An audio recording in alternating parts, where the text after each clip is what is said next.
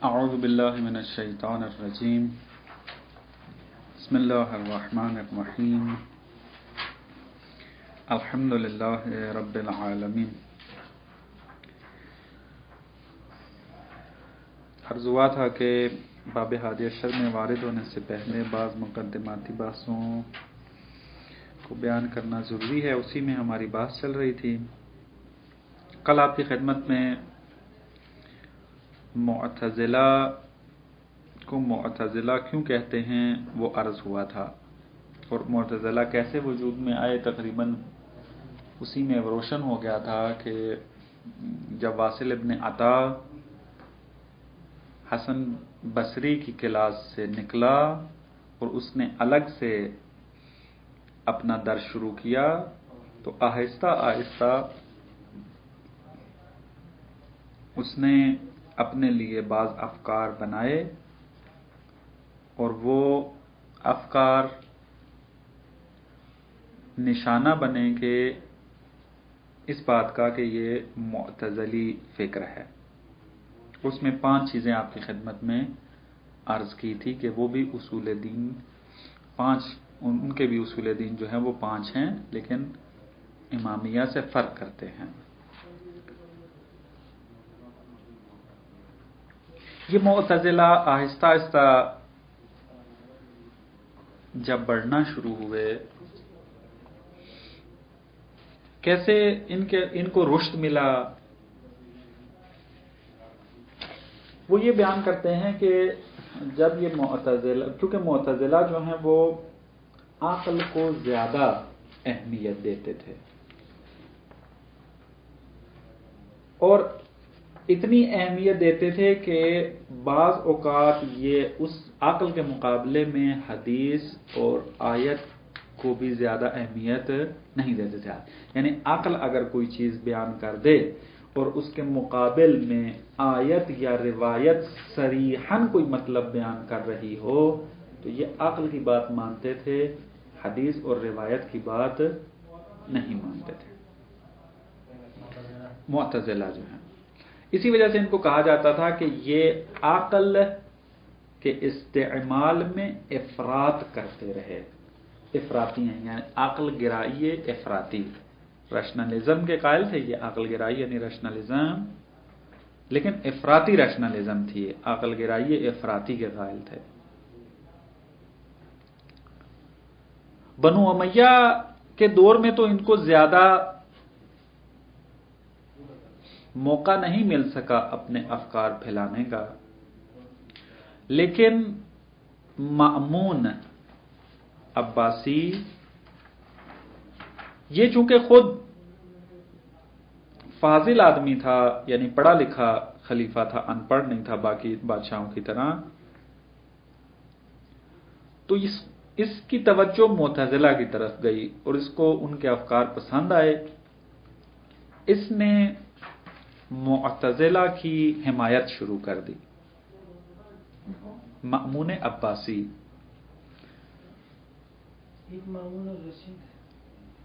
عباسی اس لیے کہہ رہا ہوں کہ عباسی خاندان سے ہے نا، چونکہ بنو امیہ کے بعد جو خلفاء آئے ہیں عباسی خاندان سے تھے، یہ وہی مأمون ہے، مأمون الرشید۔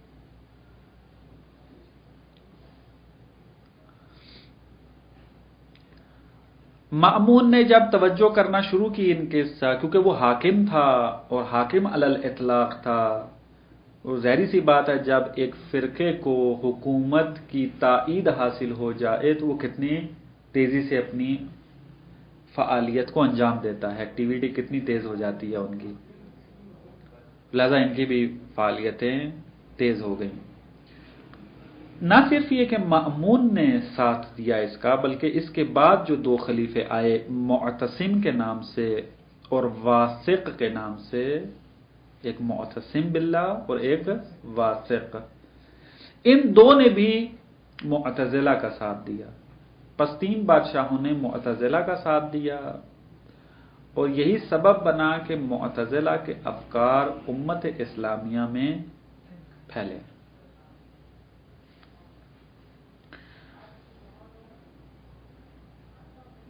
انہی کی وجہ سے اہل حدیث کے مفکرین کو سزائیں ملتی رہیں.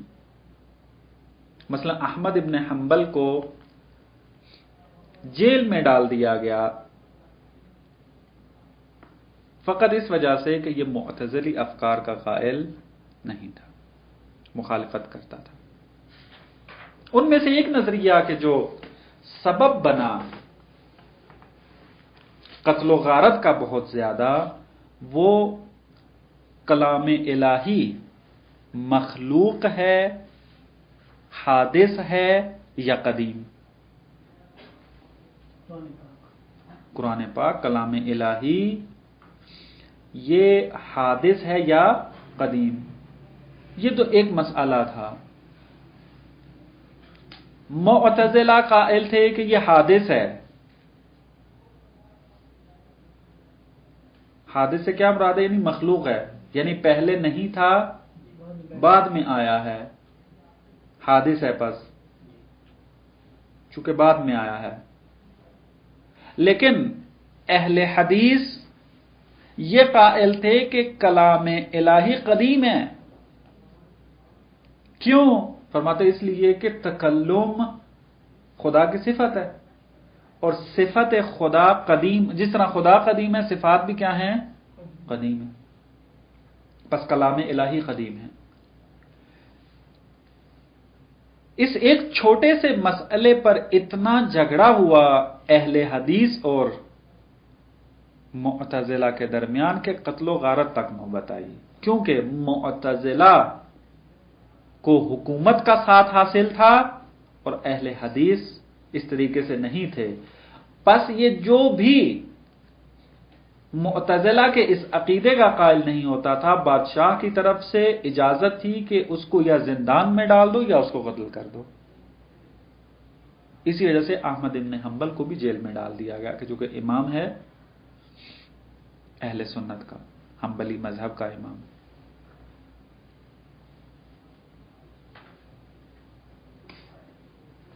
اس کو دورہ محنت سے بھی یاد کرتے ہیں. کہیں اگر لکھا ہو محنت یعنی سختی والا دور.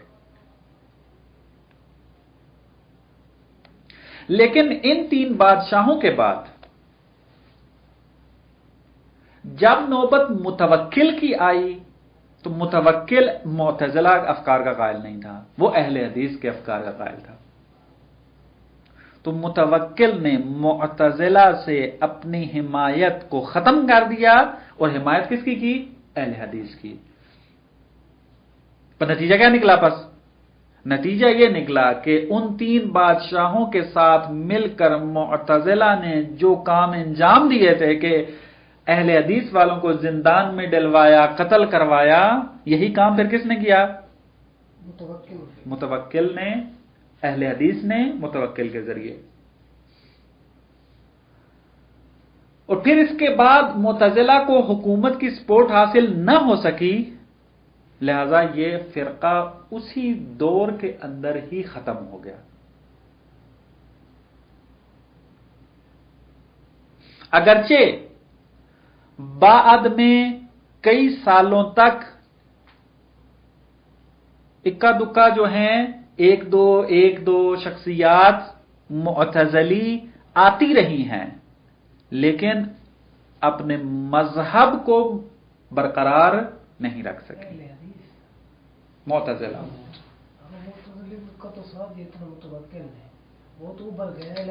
اہل حدیث کا متوکل نے ساتھ دیا تھا. مأمون نے، معتصم نے اور واسق نے، ان تینوں نے معتزلہ کا ساتھ دیا تھا، اور متوکل نے پھر اہل حدیث کا ساتھ دینا شروع کر دیا. اور متوکل کے بعد پھر کسی بادشاہ نے جو ہے معتزلہ کا ساتھ نہیں دیا. اہل حدیث کی حکومت رہی اور اس وجہ سے معتزلہ کا فرقہ جو ہے وہ تقریباً ختم ہو گیا.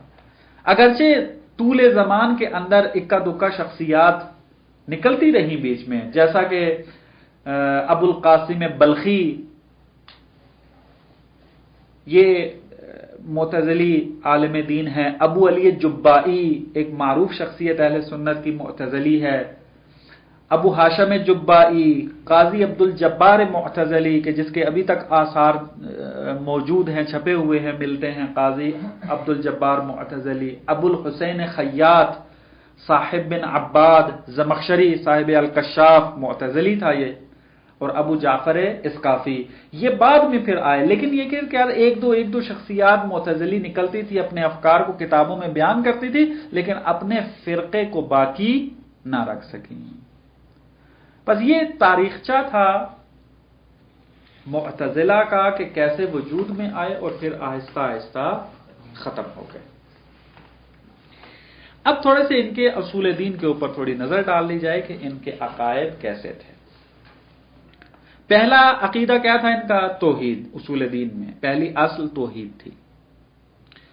توحید کی مختلف قسمیں ہیں، انشاءاللہ پڑھیں گے جب باب ہادی عشر کے متن میں وارد ہوں گے کہ توحید ذاتی ہے، توحید صفاتی ہے، توحید افعالی ہے، توحید عبادی ہے، مختلف اقسام ہیں۔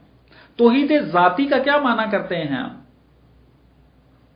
توحید ذاتی کا معنی یہ کرتے ہیں کہ خدا بند متعال کے علاوہ کوئی بھی خدا نہیں ہے، خدا ایک ہے، اس کی مثل نہیں ہے، توحید ذاتی۔ توحید صفاتی کا کیا معنی کرتے ہیں؟ توحید صفاتی کا ہم یہ معنی کرتے ہیں خدا بند متعال کی جو صفات ہیں وہ عین ذات ہیں، زائد بر ذات نہیں ہے۔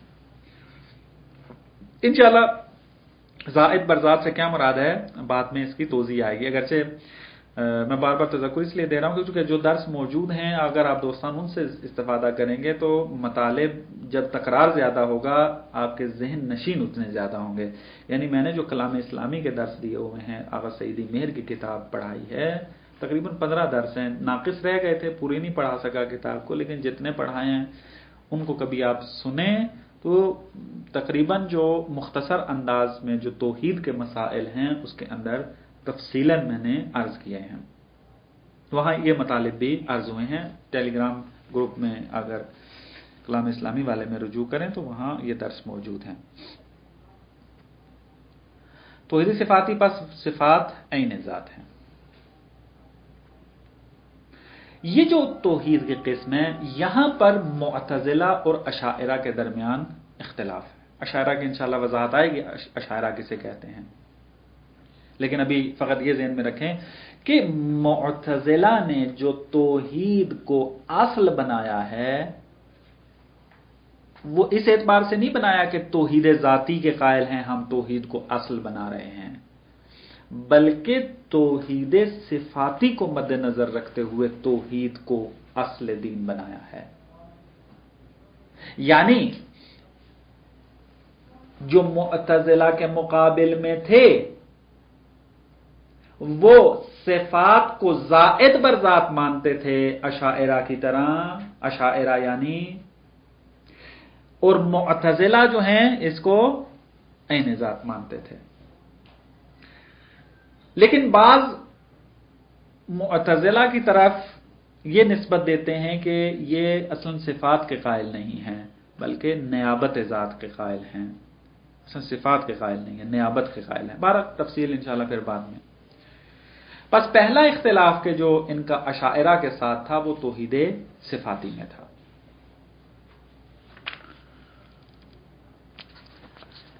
تیسری قسم کیا ہے توحید کی؟ توحید افعالی ہے۔ توحید افعالی سے کیا مراد ہے؟ یعنی تمام کام جو انسان انجام دیتا ہے وہ سب کے سب ارادہ و مشیت الہی کے ذریعے انجام پاتے ہیں۔ یعنی اس کائنات کے اندر کوئی ایسا عمل آپ نہیں بتا سکتے کہ جو مشیت الہی کے ذریعے انجام نہ پایا گیا ہو۔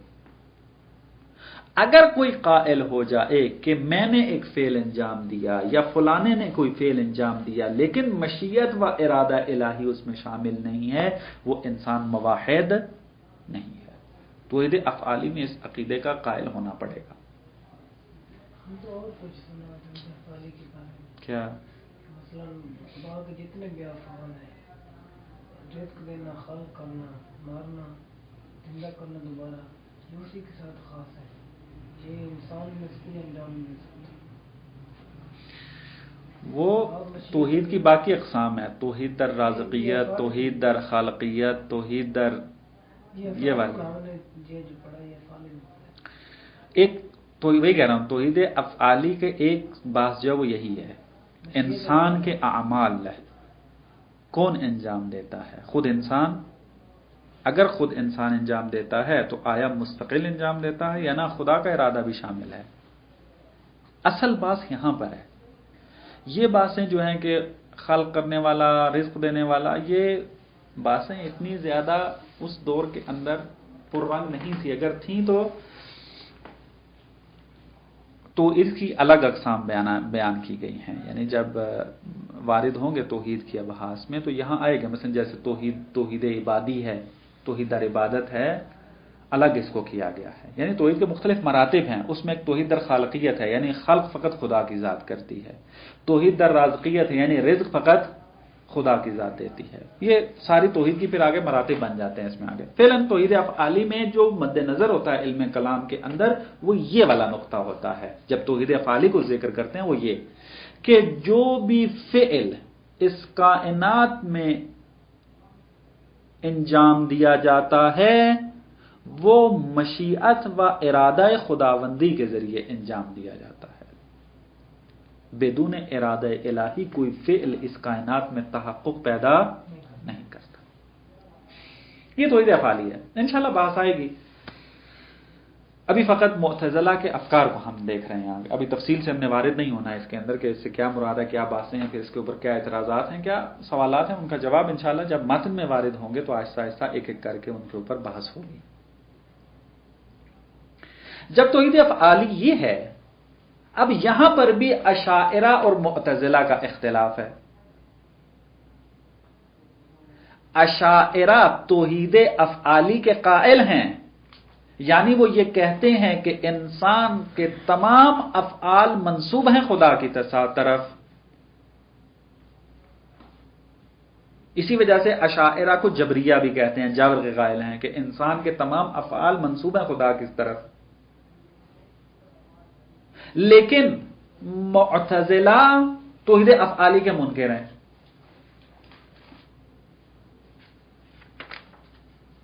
توحید افعالی کے منکر ہیں، کیوں؟ وہ کہتے ہیں کہ اگر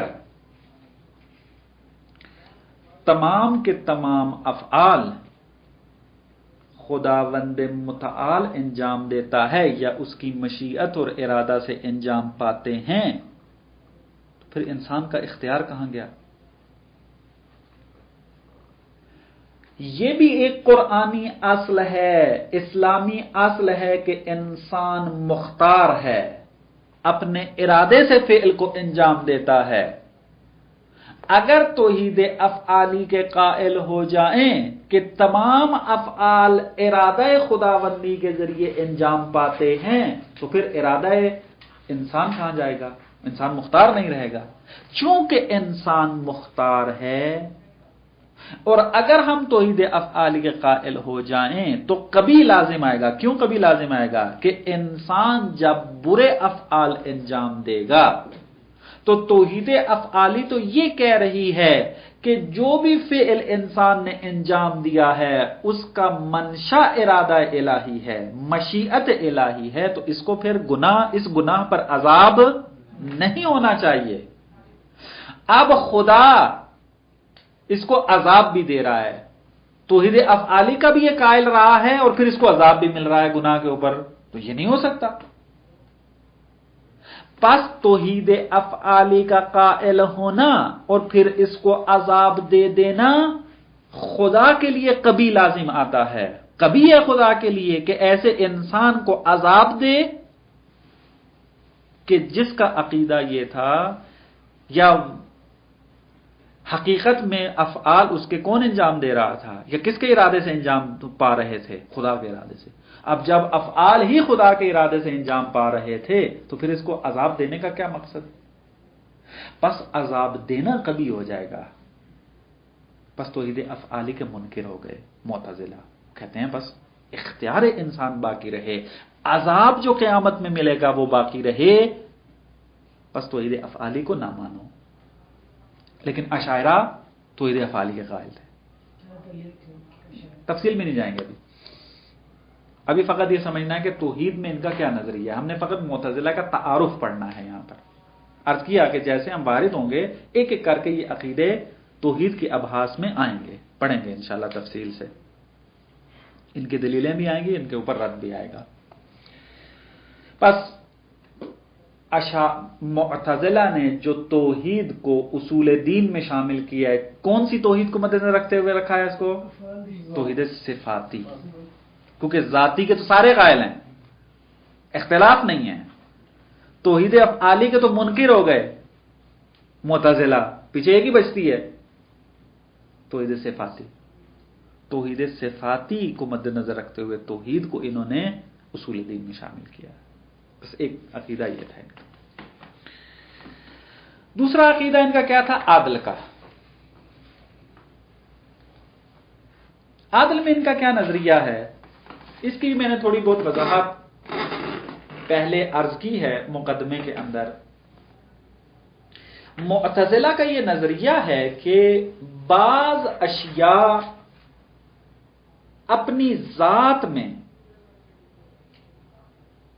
حسن رکھتی ہیں اور بعض اشیاء اپنی ذات کے اندر قبح رکھتی ہیں، قبیح ہیں۔ یعنی مثلا زنا قبیح ہے، جھوٹ بولنا قبیح ہے، ظلم کرنا قبیح ہے، اور عقل اس کو مستقلاً در کرتی ہے، کم از کم ظلم کے قبح کو مستقلاً در کرتی ہے۔ یعنی فرض کریں اگر کوئی، آپ کو ایک شاہد کے طور پر ذکر کرتے ہیں کہ ظلم قبیح ہے، عقل اس کو مستقلاً در کرتی ہے، اس کی ایک دلیل کیا ہے کہ ایسا انسان کہ جو کسی دین کا قائل نہیں ہے، جو ملحد ہے، اور ایسا ملحد ہے کہ کسی دین کا بھی پیروکار نہیں ہے، وہ بھی کہے گا کیا؟ ظلم قبیح ہے۔ بس معلوم ہوا کہ ظلم اپنی ذات میں قبح رکھتا ہے۔ دین نے آ کر نہیں کہا کہ ظلم قبیح ہے پس میں نے قبیح مانا اس کو، بلکہ اپنی ذات میں یہ قبح رکھتا ہے، اور عقل مستقل ہے اس کے قبح کو درک کرنے کے لیے۔ عقل محتاج نہیں ہے خدا کی اس کو درک کرنے کے لیے، عقل محتاج نہیں ہے شریعت کی قبح کو درک کرنے کے لیے۔ اسی طریقے سے عدل بھی ایسے ہی ہے۔ یعنی اگر آپ کسی لا دین انسان کے ساتھ بھی جا کر بحث کرتے ہیں تو وہ بھی کہے گا کہ عدل خوب ہے، عدل ہونا چاہیے۔ بس عقل مستقل ہے بعض اشیاء کے حسن کو درک کرنے میں اور بعض اشیاء کے قبح کو درک کرنے میں، شریعت ہو یا نہ ہو، اسے شریعت کے ساتھ سازگار نہیں ہے۔ اس کو کہا جاتا ہے مستقلات عقلیہ۔ اصول مظفر میں آپ پڑھیں گے یا پڑھا ہوگا آپ نے، مستقلات عقلیہ۔ یہاں سے پھر یہ نتیجہ لیتے ہیں کہ جب ظلم فی حد نفس قبیح ہے، عدل فی حد نفس حسن رکھتا ہے، یہاں سے وہ نتیجہ لیتے ہیں کہ خدا کے لیے محال ہے کہ وہ فرعون کو جنت میں ڈالے اور حضرت ابراہیم، حضرت موسیٰ کو جنت میں ڈالے، جہنم میں ڈالے۔ کبھی ہے، عقلاً محال ہے خدا کے اوپر۔ کیوں؟ کیونکہ موسیٰ کو جہنم میں ڈالنا عقلاً قبیح ہے، کیونکہ ظلم ہو رہا ہے، کیونکہ حضرت موسیٰ الہی انسان تھے، تو الہی انسان کو جہنم میں ڈالنا ظلم ہے، اور عقل اس کو درک کر رہی ہے، ہر انسان کی عقل اس کو درک کر رہی ہے۔ بس عقلاً محال ہے کہ حضرت موسیٰ جہنم میں جائے، بس خدا کے لیے عقلاً محال ہے کہ موسیٰ کو جہنم میں ڈالے۔ لیکن اشاعرہ کا کیا نظریہ ہے؟ اشاعرہ کا یہ نظریہ ہے کہ کوئی بھی چیز اپنے اندر حسن نہیں رکھتی اور نہ ہی قب رکھتی ہے، جو خدا انجام دے گا وہی حسن ہے۔ یعنی اگر بالفرض، فرضاً ہے یہ باتیں، بالفرض اگر خداوند متعال کسی پیغمبر کو جہنم میں ڈال دے، چونکہ یہ فعل خدا نے انجام دیا ہے پس حسن ہے۔ عقل کی کیا قوت اور طاقت کہ وہ آ کر یہ فیصلہ کرے کہ خدا کا یہ فعل جو ہے وہ درست نہیں ہے؟ صرف عقل کے پاس یہ قدرت نہیں ہے کہ وہ یہ فہم کر سکے۔ خدا نے جب فعل انجام دیا ہے پس حسن ہے۔ حسن فعل خدا سے پیدا ہوتا ہے، نہ یہ کہ پہلے سے حسن ہو پھر عقل فیصلہ کرے چونکہ یہ حسن ہے پس خدا کو کرنا چاہیے، چونکہ قبیح ہے پس خدا کو نہیں کرنا چاہیے۔ ایسا مسئلہ نہیں ہے۔ پس چونکہ اشاعرہ اس نظریے کے قائل تھے کہ کوئی بھی چیز اپنی ذات میں نہ قب رکھتی ہے نہ حسن رکھتی ہے، اور عقل مستقل نہیں ہے حسن و قب کو درک کرنے کے لیے، بلکہ خدا جس کو حسن کہے گا وہ حسن ہے اور جس کو قبیح کہے گا وہ قبیح ہے۔ وَإِلَّا اگر شریعت بیچ میں سے ہٹا لی جائے تو عقل کے پاس یہ قدرت نہیں ہے کہ وہ کسی کے قب کو درک کرے اور کسی کے حسن کو درک کرے۔ نہ، شریعت بتائے گی ہمیں آگے کیا چیز قبیح ہے اور کیا چیز حسن ہے۔ بات واضح ہے؟ پس چونکہ اشاعرہ کا نظریہ تھا اور ان کا نتیجہ یہ نکل رہا تھا کہ پیغمبر جہنم میں جا سکتا ہے اور دشمن پیغمبر جو ہے وہ جنت میں جا سکتا ہے، اور عقلاً مشکل بھی پیش نہیں آتی، تو تفسیر یہ کیا گیا کہ یہ عدل کے منکر ہیں۔ اگر یہ زبان سے نہیں کہا کہ ہم عدل کے منکر ہیں، عدل الہی کے، لیکن نتیجہ یہ نکل رہا تھا کہ خدا عادل نہیں ہے۔ کیوں؟ کہ پیغمبر کو جہنم میں ڈال رہا ہے۔ لیکن معتزلہ قائل تھے کہ عادل کے حسن کو عقل درک کرتی ہے ڈائریکٹ، کسی کی محتاج نہیں ہے، پس پیغمبر کو جہنم میں ڈالنا عقلاً کبھی ہے۔ پس یہ عدل کے قائل تھے، عدل الہی کے قائل تھے۔ پس معتزلہ نے ایک اصل اپنی کیا بنا دی؟ عادل۔ عادل سے کیا مراد ہے؟ یعنی خداوند متعال کبھی فعل کو انجام نہیں دے گا، بلکہ کون سے فعل کو انجام دے گا؟ حسن والے فعل کو انجام دے گا۔ اور قب اور حسن کو کس نے درک کرنا ہے؟ عقل نے درک کرنا ہے۔ بات واضح ہے؟ پس اس وجہ سے عادل کو انہوں نے اصول دین میں شامل کیا۔ یہ عقیدہ تھا ان کا عادل کے اندر۔ جلدی جلدی میں باقی اصول بیان کروں، ٹائم ہمارا ختم ہو گیا تاکہ ہماری آج معتزلہ کی بات ختم ہو جائے، کل انشاءاللہ اشاعرہ کی۔ اگلی اصل جو ہے وہ انہوں نے بیان کیا وعد و وعید کی، باقی مطلب آسان ہے۔ معتزلہ کا وعد و وعید کے اندر نظریہ یہ ہے کہ جس طریقے سے خداوند متعال یہ فرماتا ہے کہ ان اللہ لا یخلف المیعاد، کہ خداوند متعال کبھی اپنے وعدے کی خلاف ورزی نہیں کرتا، جس طریقے سے خلاف ورزی وعدے کی کرنا غلط ہے، کبھی ہے اور خدا نہیں کر سکتا، اسی طریقے سے خداوند متعال نے جو وعیدیں دی ہوئی ہیں اگر انسان توبہ نہ کرے تو خدا اس کی بھی مخالفت نہیں کرے گا۔ یعنی اگر کوئی انسان گناہان کبیرہ کا مرتکب ہو گیا تو وہ مستحق کے عذاب ہے، وعید اس کے اوپر صدق آتی ہے کہ جو جہنم کی وعید سنائی گئی ہے وہ وعید اس کے اوپر صدق کرتی ہے۔ اگر یہ توبہ کے بغیر مر گیا تو خداوند متعال اپنی وعید کی خلاف ورزی نہیں کرے گا بلکہ اس کو جہنم میں پھینکے گا۔ اصل خدا یہ کر ہی نہیں سکتا کہ اس کو بخش دے بغیر مغفرت کے۔ اب مغفرت تو کی نہیں، مر گیا، اب اس نے جہنم میں ہی جانا ہے، اب جہنم سے اس کا چھٹکارا نہیں ہوگا۔ پس معتزلہ کا کیا نظریہ ہوا؟ جس طریقے سے وعد کی مخالفت خدا نہیں کر سکتا اسی طریقے سے وعید کی مخالفت بھی نہیں کر سکتا اگر توبہ کے بغیر مرے۔ توبہ کے ساتھ تو وعید کے زمرے سے نکل جائے گا، لیکن توبہ کے بغیر مر جائے تو وعید پر خدا نے عمل کرنا ہے۔ اسی وجہ سے یہ شفاعت کے منکر ہیں، انشاءاللہ بعد میں پھر اس کے پاس آئے گی۔ ایک اور اصل جو ان کی تھی منزلۃ بین المنزلتین، اس کی وضاحت میں پہلے تاریخچے میں بیان کر چکا ہوں۔ منزلۃ بین المنزلتین سے کیا مراد ہے؟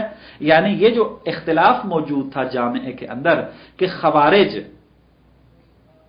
قائل تھے کہ جو گناہان کبیرہ کا مرتکب ہو جائے وہ کافر ہے، اور مرجئہ قائل تھے کہ جو گناہان کبیرہ کا مرتکب ہو جائے وہ باوجود اس کے کہ گناہان کبیرہ کا مرتکب ہوا ہے وہ مومن ہے۔ معتزلہ نے کیا درمیان والی صورتحال نکالی کہ وہ فاسق ہے، اس پر نہ تو مومن ہونا صدق کرتا ہے اور نہ ہی کافر ہونا صدق کرتا ہے، بلکہ یہ فاسق ہے۔ فاسق ایک منزلت ہے کہ جو ان دو منزلوں کے درمیان میں ہے، ایک منزل کفر ہے، ایک منزل ایمان ہے، ان کے درمیان ایک اور منزلت پائی جاتی ہے بمعنی فسق، لہذا نام رکھ دیا منزلۃ بین المنزلتین، اپنے اس عقیدے کو بیان کرنے کے لیے۔ آخری چیز جو ان کی عقیدے میں شامل ہے وہ امر بالمعروف و نہی عن المنکر ہے۔ چونکہ خوارج کا جو عقیدہ ہے امر بالمعروف و نہی عن المنکر کا، وہ یہ ہے کہ اس فریضے کو انجام دینے کے لیے کسی قید کی ضرورت نہیں ہے، ہر حالت میں امر بالمعروف و نہی عن المنکر کرنا واجب ہے۔ حالانکہ معمولاً اگر دیکھا جائے تو کیا کہتے ہیں کہ اگر مثلا ایک شرط یہ لگاتے ہیں کہ اگر آپ دیکھتے ہیں کہ میرے امر بالمعروف و نہی عن المنکر کرنے سے اس کے دل میں کوئی فائدہ ہوتا ہے، وہ بندہ قبول کر لے گا تو کریں، اگر آپ کو پتہ ہے میں جا کے امر بالمعروف کروں گا تو میری بےزتی کرے گا، تو معمولاً کیا کہتے ہیں یہاں امر بالمعروف کرنے کی ضرورت نہیں ہے۔ لیکن معتزلہ کہتے ہیں کہ نہیں، معتزلہ کہہ رہا ہوں خوارج کہتے ہیں ایسا نہیں، چاہے آپ کی بےزتی ہو، چاہے آپ کو مارے پیٹیں، چاہے جو بھی مفسدہ آپ کے اوپر آئے، ہر حالت میں امر بالمعروف کرنا واجب ہے اور نہی عن المنکر کرنا واجب ہے، کسی قید و شرط کی ضرورت نہیں ہے۔ لیکن معتزلہ قائل تھے کہ نہ، شرائط ہیں، ہاں ایک مرتبہ امر بالمعروف و نہی عن المنکر کا کیا ہے قیام کرنا ہے، یعنی بعض اگر شرائط فراہم ہو جائیں تو حکومت کے خلاف امر بالمعروف کی صورت میں یا نہی عن المنکر کی صورت میں جنگ کرنا جائز ہے، لیکن شرائط کے ساتھ، خوارج کی طرح نہیں کہ بدون قید و مرض اور بدون شرط کے جو ہے وہ واجب ہے، نا بعض شرائط ہیں لیکن ایک مرتبہ اس کا، وہ بھی آخری مرتبہ جا کر آتا ہے کہ جنگ کا، کہ جب تمام چیزیں جو ہیں وہ ثابت نہ ہوں۔ بس یہ 5 عقیدے معتزلہ کے ہیں جس میں یہ قائل ہیں، اور تاریخچہ آپ کی خدمت میں عرض کر دیا ہے، اور باقی تقریباً اساسی ترین مطلب یہی ذکر کرتے ہیں۔ ایک مطلب جو ذکر کرنا ہے وہ یہ کہ معتزلہ کے 2 مدرسے رہے ہیں، ایک مدرسہ بصرہ ہے کہ جس کو واصل ابن عطا نے تاسیس کیا تھا اپنے سالے کے ساتھ، عمرو ابن عبید اس کا نام تھا سالے کا، مدرسہ بصرہ،